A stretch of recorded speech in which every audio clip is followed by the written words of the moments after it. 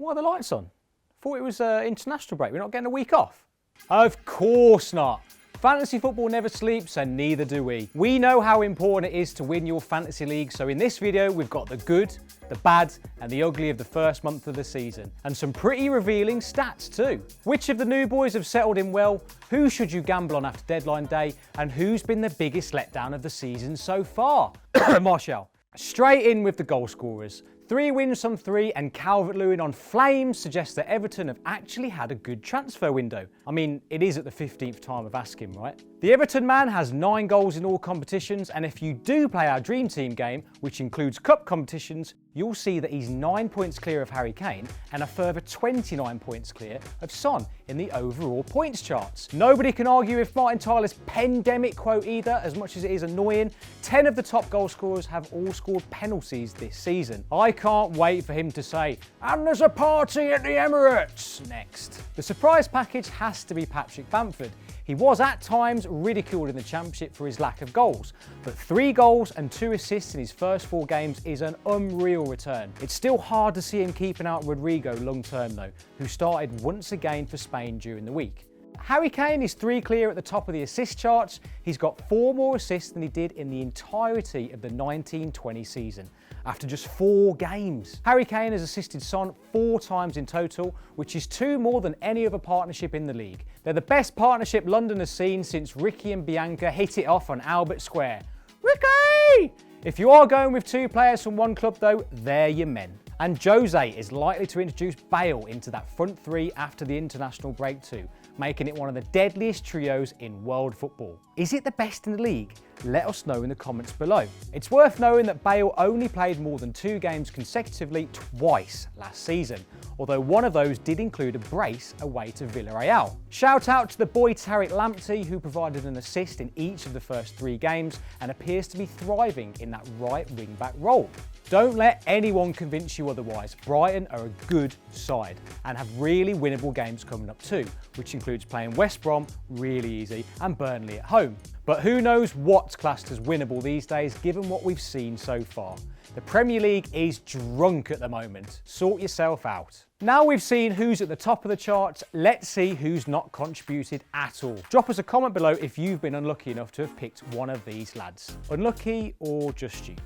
The names you see to my left have no goals or no assists in the Premier League. Quite frankly, for the price point some of them are at, you'd expect a lot more. 2 of the biggest disappointments on that list have to be Mason Greenwood and Adama Traore. Traore in particular was unconvincing in 2 games at right back, was involved in Wolves' tonking by West Ham and dropped for the Fulham game. And he's the 5th most expensive midfielder on the Dream Team game. Not value for money. We're also going to stay loyal to Mason Greenwood, despite his name being on that list. He scored 5 in 7 at the end of last season and has already scored in the EFL Cup this year too. But maybe he'll shine once Pochettino comes in, eh? And Ambiri Eze will definitely come good too. Mark my words. That's a bit harsh on him. I don't like seeing him on there. Thanks to Who Scored, we can see which of the players have been statistically performing the best.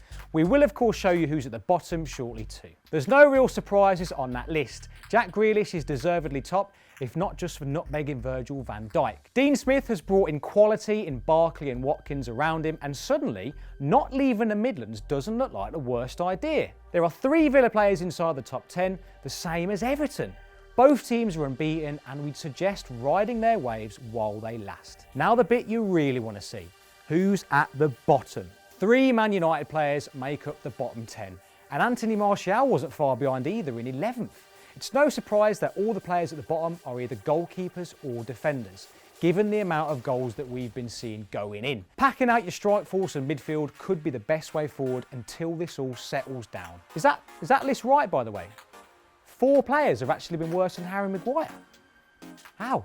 It's also worth noting which teams have the best defences so far, but best of a bad bunch really, isn't it? Aston Villa have conceded the least. Yes, we know they've played a game less, but it's still impressive. They're followed by West Ham, Everton, Arsenal, Spurs and Newcastle. But with all that in mind, and a record goals total so far, I think I can confidently say that defending is dead. Long live the defender.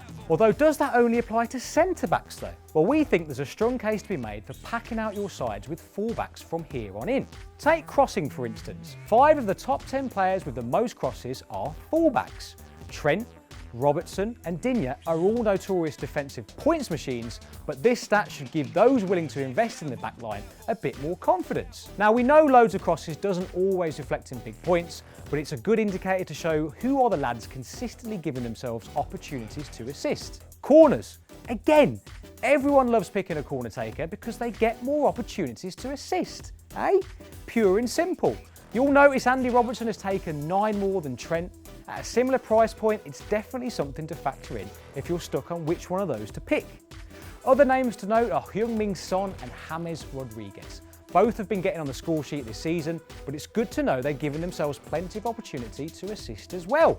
Up next, passing, and in particular, key passing. Oh, not that key. Key passing is defined as the final pass leading to a shot at goal from a teammate. So essentially, these guys are the chance creators, regardless of whether their teammates actually stick the chance away or not. The names to my left are the guys who average the most key passes a game. If nothing else, this list should reaffirm to you how good Kevin De Bruyne is. But again, there's a couple of fullbacks on there as well. It's good to see Reece James' name mentioned, who does keep popping up on all these lists. He was dropped by Lampard in their win over Crystal Palace for the more defensive-minded Azpilicueta. But make no mistake, this lad can be as good as Alexander-Arnold. This stat shows how unfair it is to brand Bruno Fernandes a penalty merchant as well. He's created nearly 3 chances a game. Now they just need someone to put the ball away. That's your lot for today, guys. Don't forget to join us every week as we bring you the latest injuries, team news and up-to-date fantasy football information. Just before I leave you, I've got to remind you about our Dream Team fantasy football game.